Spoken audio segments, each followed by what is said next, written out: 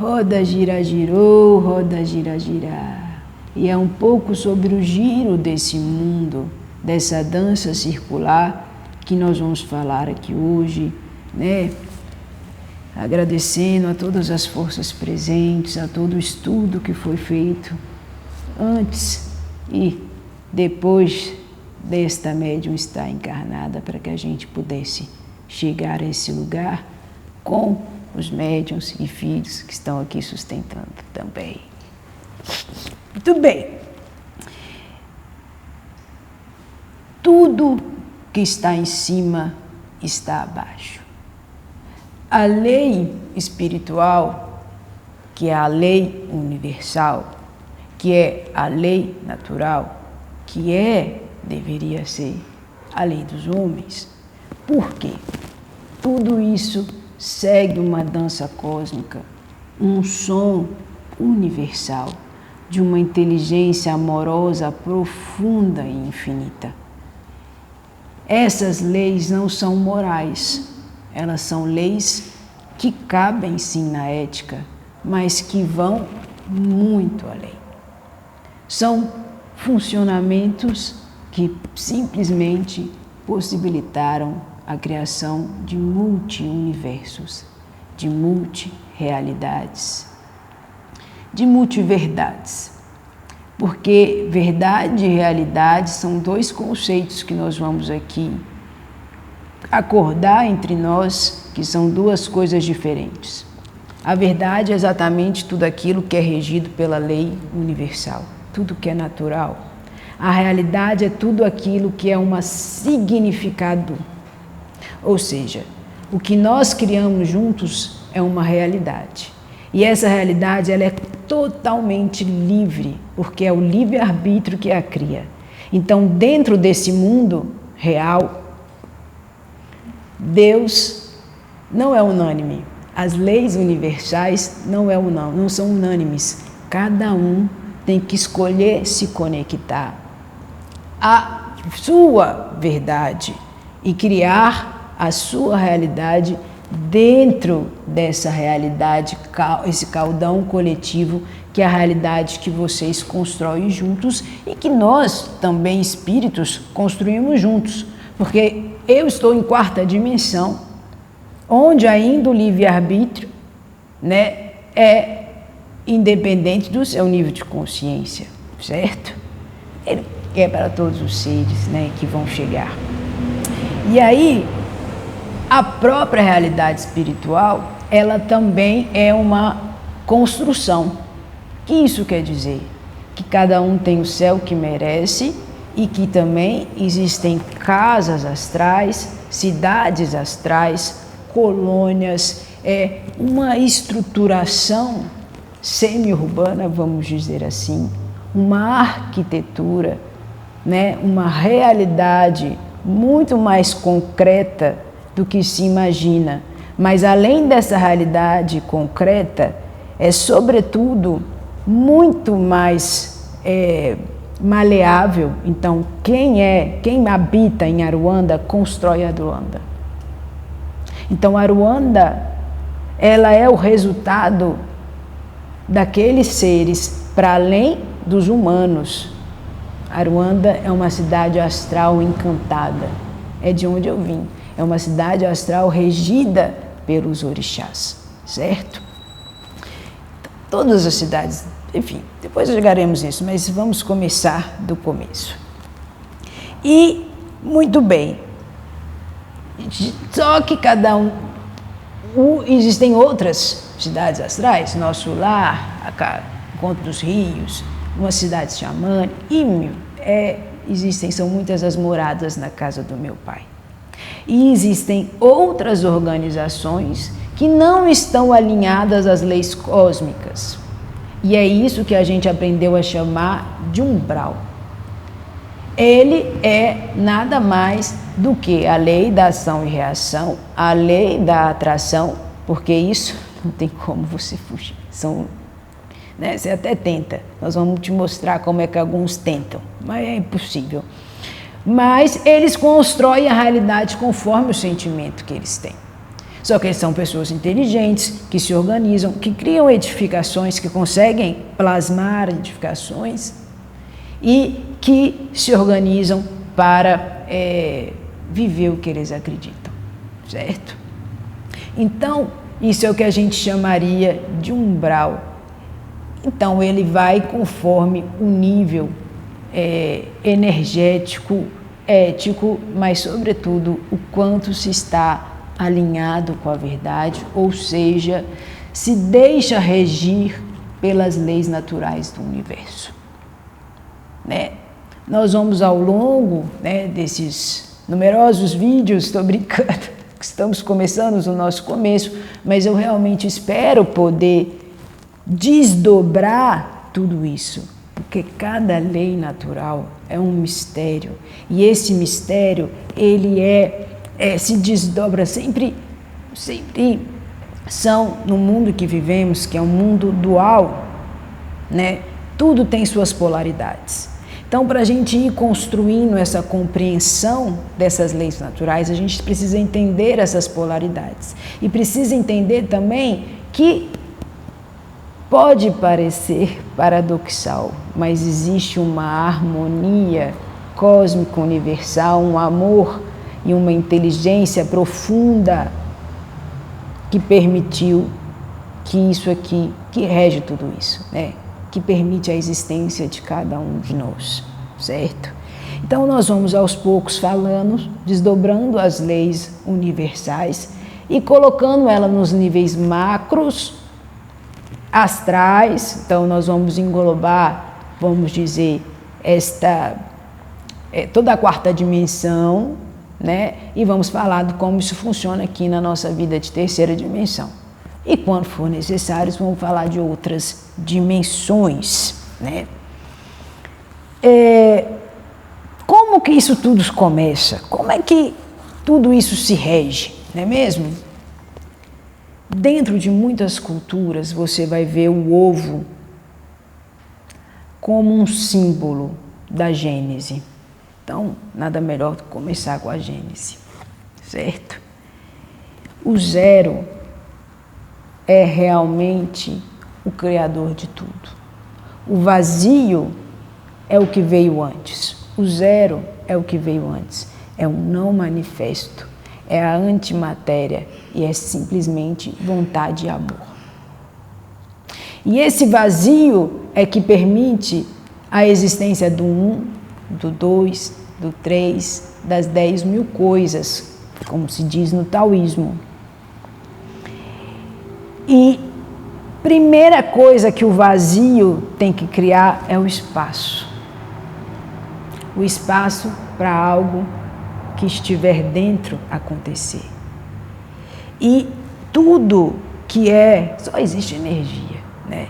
Então, o que vai acontecer dentro desse vazio? Uma movimentação energética. E o encontro do movimento e do atrito desse movimento de 5 forças fundamentais, 4 forças fundamentais, 5 forças fundamentais, vamos poder falar dessa. Água, terra, fogo, ar e éter. A fricção das polaridades desses elementos dentro de um espaço fecundo, ou seja, o movimento é yang, é criativo, o espaço é o receptivo, é o yin, certo? E dentro da junção dessa fecundação, quando o movimento fecunda o espaço, se criam as 10.000 coisas. A partir daí, se organiza, acontece um caos. Vamos dizer que o Big Bang seria um orgasmo, um gozo, né? E aí tudo é como se criasse a partir daí um som. E esse som e essa matemática, porque música é matemática, então tudo se encaixa, que é amoroso, que é exatamente a existência desse grande amor capaz de criar tudo, canta a música que vai organizando todo esse caos. toda energia ainda não organizada, mas pronta para que a vontade, essa força zero que continua, fazer as seus sopros de vontade e de existência existirem. E aí ele vai começar deuses e planetas, né? Vamos dizer que essa música vai criando primeiro dentro do não material os que a gente pode chamar, os que a gente chama de deuses, né? Mas não é exatamente como é pensado em muitas culturas. Por isso, essas energias cósmicas se organizam, e no que elas se organizam, elas se dividem, né? E cada um se ocupa de um instrumento, vamos dizer assim, de um som que vai organizando as partículas que a gente vai chamar de mônadas. O que é uma mônada? Essa mônada é como se fosse uma matéria-prima essencial,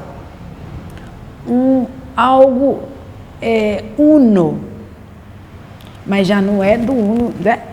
Foram esses primeiras mônadas enormes, vamos dizer, uns deuses, né? Mas tipo assim, nós já estamos aqui no que os deuses criaram, no que a gente vai chamar dessas energias já organizadas, né?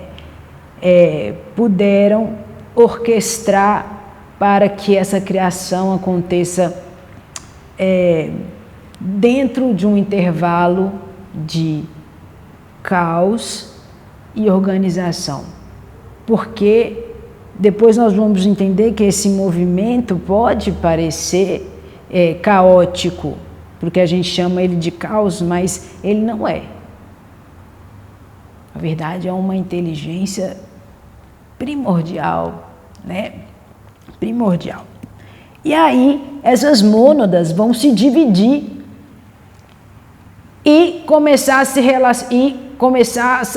se deslocar, porque tudo está em movimento. E aí elas vão encontrar outras mônadas, e aí sim, a partir desse encontro, você vai criar, a gente é capaz de ter matéria em todos os sentidos, tá, gente? Não é matéria, energia só, não. Não é só matéria, não, energia. Nós estamos falando aqui tudo no nível energético ainda, né? Então, essa matéria que nós estamos falando, ela não é material, concreta, certo? Tudo que é material é energia condensada. E aí, a partir desse encontro dessas duas metades monodais, aí ela vai se dividir em vários sopros de vontades que a gente acredita ser individual. Então, o que eu posso chamar de uma alma individual, na verdade, é uma só mônada querendo experimentar essa versão de ser. Por isso, nós falamos que somos um. E, a princípio, essa mônada veio de uma outra mônada, de uma outra mônada.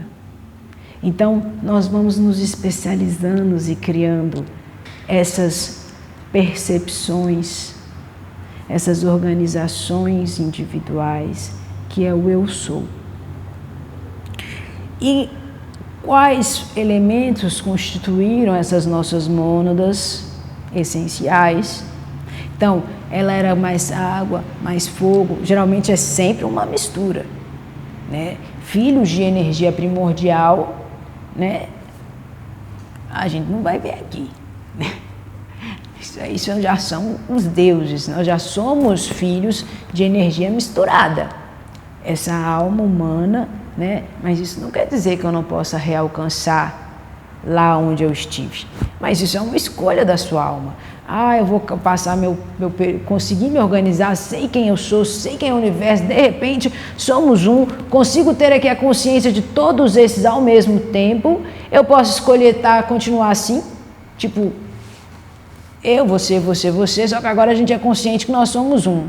Só que em vez da gente fundir, nós vamos seguir sendo um, porque é a consciência que é o importante, não os fractais. Só que ao invés, inclusive nós podemos nos unindo. Então, por exemplo, você ficou consciente, eu fiquei consciente, nós somos o mesmo.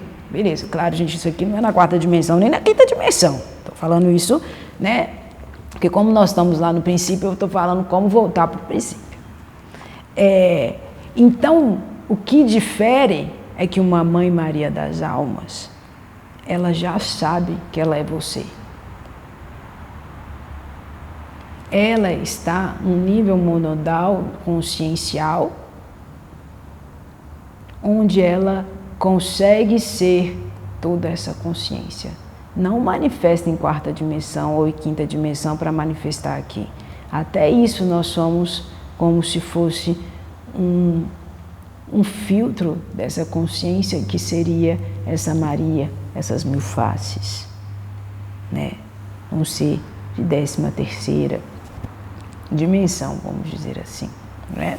Só que quem a gente encontra aqui não consegue caber essa consciência, certo? Então vamos fazer um filtro. Então nós somos o mesmo, eu e você. Só que eu já alcancei certas consciências e é isso que muda. A gente pode querer se fundir e virar uma energia primordial e não fazer mais existências fractais, ou podemos seguir conscientes fractalmente. Então, que é o orixá, né? Não desvalendo, lembrando sempre que eu sou um preto velho que vem trazer uma perspectiva. Eu não vim desconstruir nenhum caminho. Todos os caminhos são válidos. Cada religião, escola, casa, cada um sabe qual língua é a melhor para lhe aprender primeiro. Certo? Então, existe uma visão do orixá como um ancestral mítico. Eu estou aqui falando ainda de forças cósmicas no início do cosmo, né? Podemos dizer até antes que ela se organize com o que a gente vai acreditar e chamar como orixá. Eu tenho uma Iemanjá na cabeça. O que isso quer dizer? Isso quer dizer que na minha essência, na minha mônada essencial, foi constituída da mesma e filha, né, pela força dessa mônada maior, de água, de amor, sabedoria. Então, quando eu cultuo o meu orixá, eu trago elementos e quando eu aciono a minha coroa ao meu orixá, eu crio um canal consciente que é possível passar muito mais coisa, que vai criar um campo energético, que vai criar um campo gravitacional, que vai trazer os sons, né, as ondas necessárias para que eu acenda essa sabedoria monodal dentro de mim. Então, quando eu cultuo Iemanjá, eu cultuo a mim mesmo. Quando eu cultuo a mim mesmo, eu cultuo Iemanjá e eu acendo em mim essas qualidades, amor, sabedoria, que são quem eu sou também. Ah, mas aí eu tenho aqui também um ar bem forte. Então, entendendo quais as partículas conscienciais, vamos chamar assim, que eu preciso acender nos meus corpos, físicos, emocionais, mentais, astrais, né? Eu vou organizando e cantando o som que combina, se encaixa e aciona a minha força primária, as minhas forças primárias, minhas forças essenciais, simplesmente quem eu sou, para além desse personagem. Porque cada vida Vamos dizer, já somos um fractal, que é uma vontade de experimentar uma perspectiva. Cada vida que vivemos é também uma personagem que nós que criamos. Às vezes a gente cria sem querer, mas muitos de vocês já estão ali criando literalmente. Então eu vou nascer dia 5 porque eu quero tal influência com tal influência, porque eu quero ser assim e eu vou fazer tal coisa e nascer em tal família. Você está criando a sua história, o seu personagem. Então você não tem que descartar que esse personagem é só um personagem. Não. Você construiu tudo aquilo que você precisa aprender para ser cada vez mais você, em essência, alma. Para você acender a sua alma. Uma vez que tudo isso estiver acionado, organizei todas as forças primordiais, essenciais da minha mônada, de quem eu sou, aí eu começo a acender e me conectar a todos aqueles que dividem essa mesma força primordial monodal. E aí nós vamos cada vez ascendendo e tendo um número maior de olhos, corações e mentes. Depois a gente perde a mente, porque vira o olho, consciência, vira só uma coisa, porque também, né, enfim, consciência. Fica só com olhos e coração.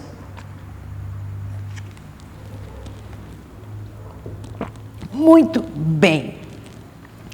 Então, esses elementos essenciais, então, no fundo, Deus é nada e tudo ao mesmo tempo. Ele é o vazio que possibilitou o espaço, que possibilitou o movimento, e esse encontro possibilitou as 10.000 coisas. E a fricção desses elementais, vamos dizer assim, vou usar Terena viu isso outro dia, vou usar uma simplificação que a Alu Gamache fez, que eu achei muito interessante. Vamos dizer que nós temos aqui um caderno, que é o espaço. Nós temos os elementos, que é o lápis. Nós temos uma régua, que são as leis universais, que seriam essa matemática, essa música, esse som que tudo coordena e mede na primazia, né? Nós temos a mão. E aí, com esses 4 elementos, eu posso ficar assim. Eu preciso da vontade. E essa vontade é o zero. Essa vontade vem dessa força primordial que movimenta a mão, a régua, a tela, entende? E aí se cria. Criador é a vontade, nós somos a vontade do Criador. Entende? Assim como os deuses, assim como os orixás, assim como o planeta. E quem nos pare, aí a cada, vamos dizer, densificação, materialização, a gente precisa de um paridor. Então, né, estão lá os orixás nos parindo numa essência tal, e aí a gente vai, eles vão se materializando dentro da dualidade, porque o que nós vivemos é a terceira dimensão, que nós chamamos de terceira dimensão. E existe uma terceira dimensão que é muito concreta, que é tipo, nós temos profundidade, nós temos, como é que chama? Horizontal, vertical, mas a gente tem uma outra terceira dimensão que chama tempo, espaço, e um troço que ninguém pensou, que é a tal da memória, que não está nem no tempo, nem no espaço, inclusive pode criar o próprio tempo, o próprio espaço, né? Então essas são as ferramentas de percepção dessa realidade que a gente chama de tridimensional. E quando a gente aciona uma terceira, que a gente chama de terceira visão, né, quando a gente entende que o mundo invisível existe aqui, aí eu aciono a 4ª dimensão. é um nível consciencial, entende? Assim como a memória, assim como a consciência aqui de terceira dimensão. E lá ela carrega uma memória também, porque tudo que é corpo, corpo é memória, né? E aí eu posso criar uma tetravisão, uma tetra que é o 4, né? Uma tetravisão. E essa tetravisão pode me levar a acionar a quinta dimensão. Então, quando eu digo que eu vou falar muito de terceira e de quarta dimensão, é porque é óbvio, se a gente não fizer, não entender onde a gente está, a gente não vai nem conseguir chegar onde a gente tem que ir. Tu sabe onde está?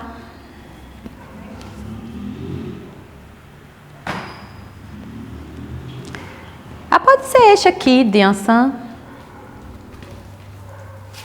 Obrigada. Yansan está cantando aqui. Yansan tem um leque de pena, ela quer um leque de pena. Muito bem. E o que a gente está fazendo aqui, se não acendendo as luminárias para este caminho de quinta dimensão? Por quê? Porque a Terra está indo para a quinta dimensão. O que a gente pode chamar de Ragnarok, de fim do mundo, da ressurreição, como é que o povo diz? Juízo final, Apocalipse, Kali Yuga, fim de Kali Yuga. Cada cultura vai chamar o momento que a gente está passando, que não é um momento somente histórico, porque a história dos homens é da Terra de terceira dimensão. É um momento cósmico. Um momento cósmico em que a Terra, que cumpriu dentro dessa gênese um papel de esperar, ela diz: não esperarei mais. Quem quiser ir comigo, eu sou todo abrigo. Então não somos somente nós. O que a gente tem que correr, imagina a tela do videogame, está acabando aqui. Só que não é bem assim, que é mais uma coisa de criar essa tetravisão. Então, até mesmo antes do planeta Terra completamente entrar como uma realidade de quinta dimensão, eu posso acionando essa realidade. E como eu vou fazer isso? Meu amigo, firmando o seu pé no chão, criando essa raiz, entende? Porque quem vai te levar é ela. Quem vai te levar é o mar, que já está. Quem vai te levar é a cachoeira. Quem vai te levar é quem já sabe seguir as leis universais. É cada plantinha ali que tu vai tomar um banho e ela vai fazer uma diferença na tua vida, porque ela segue as leis universais. Ela já está alinhada com a fonte. Nós não. Nós temos um livre-arbítrio e criamos uma realidade. Então a realidade é uma ilusão. E ainda mais ilusória, visto que cada um de nós temos uma percepção e ninguém pode te dizer qual é a realidade real. É impossível. Não é legal? É assim. Então, o que eu estou fazendo aqui, como eu faço há tantos anos em minha existência? Lutando para que a gente seja livre, consciente, livre dentro dessa realidade, porque nós sabemos que nós pertencemos à verdade. Porque nós somos, simplesmente somos. E cada coisa aqui é, entende? Então, para a gente ser livre dessas correntes, dessas amarras, dessas couraças, de tudo aquilo que faz que a gente acredite que a gente é um escravo da realidade, a gente vai aprendendo a soltar. E a gente aprende a soltar quando a gente aprende realmente a caminhar, a saber em que pé eu estou pisando, em que terra eu estou pisando, e como é que eu estou falando. É seguindo o seu próprio caminho. Porque se eu sou um sopro da vontade e aquela alfazema ali está alinhadinha com o divino, sendo o que ela é, eu vou ser alinhadinho com o meu divino, sendo quem eu sou. Então, para isso, eu tenho que descobrir o que tem dentro de mim que não é. O que eu carrego de fora dessa criação coletiva, que tem o lado bom também, que o inconsciente coletivo tem muito tesouro. Por isso que a gente tem que caminhar também nas sombras. Por isso que a gente também tem que andar um pouquinho em multidões. Porque dentro da realidade, que é ilusória, estão as pistas para a nossa verdade e para a verdade coletiva. Que quando tu busca um, tu acha o outro. Então por isso que é bom ficar buscando os dois, porque aí tu vai achando mais pista. Entender que eu escolhi é uma responsabilidade muito grande, né? Mas existe um bando de gente contando, você faz a sua realidade, você que constrói a sua realidade, você que constrói a sua... É, meu amigo, até é, mas depois tem muito arroz com feijão. Se eu posso estar na quarta dimensão, aí eu construo minha realidade, mas aqui tem muita coisa concreta. Muita gente, muita consciência materializada, muita coisa densa, que eu não vou criar minha realidade, entendeu? Crio minha realidade, de repente aqui todos nós estamos super legais. Não, ela vai ter que decidir se ela vai ser legal ou não, amigo. Então a gente não tem este poder. As pessoas também têm dito muito, querer é poder. Não sabe nem querer, imagina poder. Se fosse simples assim. Então, quando a gente está fazendo esses vídeos aqui, é também para a gente desconstruir certos padrões esotéricos que nos enganam, que nos fazem bater a cabeça. Então, meu amigo, ninguém vai vir a libertar tudo da corrente, não. Tu vai ter que fazer, ó, sozinho, e é de dentro para fora. E é soltando muita coisa. E é entendendo, como diz Pai Francisco, qual a tua ambição, qual o teu desejo, qual o teu trauma, qual o teu medo, quais teus instintos que te fazem, que te aprisionam e não fazem que seu querer realmente valha. Esta vontade, entende? A manifestação da vontade. Mas não, tem tanta coisa que a gente quer corresponder e às vezes nem é nossa. Às vezes da minha mãe, às vezes é do meu trabalho, é do meu grupo. Por isso que é bom andar. Vá para outro grupo, vá para outro lugar, vá para outro país, vá para outra cidade, vá para outro bairro. Que é quando você começa a entender, porque as realidades elas vão se criando e se compartilhando, o que vocês agora chamam de bolhas. Mas a gente chama de uma coisa meio celular. E aí nas bordas, por isso que as fronteiras são lugares super interessantes, né? Porque nas bordas a coisa vai tipo assim, meio degradê, sabe a fusão, né? Então você vai ver que a Zona Sul só vai ficando cada vez mais especializadamente burguesa, vamos dizer assim, né? Casas maiores, casas mais bonitas, aí vão casas um pouco menores, aí já vão ser prédios, que vão ser tanto de gente, e aí vão ser um centro mais denso, e aí na periferia vai estar as casinhas ainda menores, né? Então vamos dizer que as realidades, elas se expressam até mesmo arquiteturalmente. Então, se eu consigo me deslocar dentro dessa arquitetura urbana, eu consigo observar outras realidades. E quando eu sou estrangeiro num lugar, eu volto para minha casa como estrangeira. E aí eu começo a entender as coisas diferentes. Para eu encontrar um pouquinho da verdade, eu tenho que fazer um exercício antropológico de estranhar aquilo que me é familiar e fazer uma tentativa de familiarizar aquilo que me é estranho. Então, dentro do caminho da busca da verdade, a gente não nega nada, não rejeita nada. A gente escolhe o que a gente integra e o que a gente simplesmente convive, compartilha, coexiste, não é mesmo?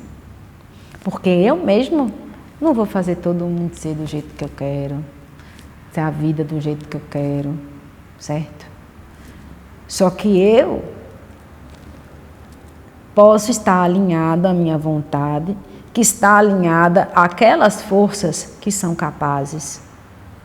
A terra, os orixás, os mestres ascensionados todos organizados, gente que trabalha para que a coisa saia do jeito que tem que sair. Qual é o jeito que tem que sair? É o jeito que cada um tem o direito de escolher. Quer dizer, a gente está aqui um pouco para organizar para que você não seja levado sem querer, para que você não seja escravizado. Agora, se tu escolhe este caminho, todas as bênçãos, vai aí mais uns 10.000 anos em terceira dimensão, tudo bem se este é o teu gozo, se isso é o que você quer viver, se isso é o que você está querendo profundamente como experiência fractal. Mas e se não? Se você está querendo paz, se você está querendo amor, se você está querendo prosperidade, se você está querendo respeito, se você está querendo fruir, se você está querendo se expressar do jeito que você é, essas vontades, essas almas que chegam aqui, por exemplo, agora e são tidas como tão diferentes, se a gente não deixa essas vontades se expressarem, todos nós como coletivos perdemos. Então, a tradição ela é fundamental, mas a liberdade de ser quem é ainda mais fundamental. E eu me constituo de tudo isso, do que é tradicional e do que não é. Mas cada essência nova que chega aqui quer expressar e precisa expressar, porque senão adoece, senão abandona, senão se entristece, porque não são almas conformadas como aquelas que viviam em planeta Terra antes. Então, mas essa juventude está tão deprimida, porque eles não aceitam ser explorados como existia a exploração, porque ainda pior, não tem-se ganhos. Não estou falando só material. A transição planetária vem com uma ajuda de almas diferenciadas. Será você uma dessas almas? Será você que não está se expressando, que está triste, deprimido, ansioso, porque você sabe que você veio ser quem você é e que isso é tão importante, que é exatamente aquilo que ancora a transição planetária. Veja bem como é importante a expressão de ser quem se é. Então não se deixe escravizar, nem por seus traumas, nem por seus medos, nem por suas ambições, nem pelos seus desejos, nem pelos dos outros. E assim a gente segue alinhado à nossa verdade. E aí quando a gente está num momento ou de expansão consciencial como esse que vem através de palavras, ou no momento místico, como a gente faz aqui, né? Gira, cerimônias, outros lugares vão fazer. Esses momentos nos ajudam a relembrar, a ressentir o que é ser esse ser mais leve, que é estar bem em sua própria pele, que é se entender fazendo parte de algo tão maior, tão incrível, tão harmônico, amoroso, organizado. É maravilhoso. Não, vou ficar aqui perdido na realidade caótica de várias mentes. Seja sadio, seja livre, seja feliz. Escute, ande, fale, vivencie por ti. O empirismo é a melhor ciência, porque ela depende desta grande tecnologia, que são o teu corpo, teu sentir, teu pensamento. Você, entendendo esse instrumento, vai saber fazer melhor a medida das coisas e fazer ciência da sua própria vida. Pega esta visão. É isto. Agora, vocês querem fazer alguma pergunta? Aproveitar que estão por aqui. Não. Foi meio tututu, né?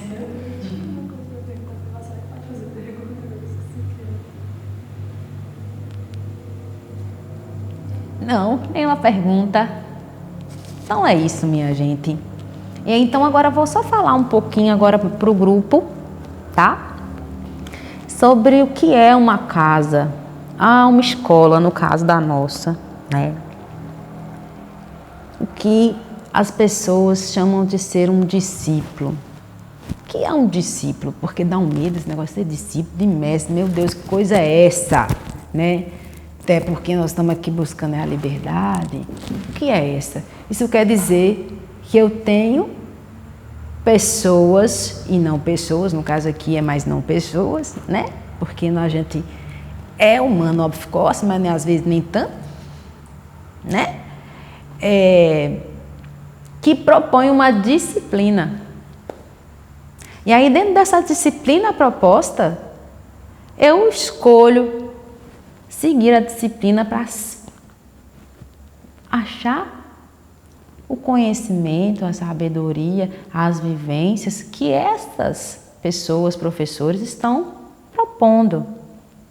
Não quer dizer que é um dogma, não quer dizer que eu sou obrigada, quer dizer que eu me permito vivenciar, experimentar e acredito plenamente na minha essência, no que eu carrego. E que isso não vai se abalar, que eu abri meu coração e minha mente para experimentar empiricamente uma disciplina.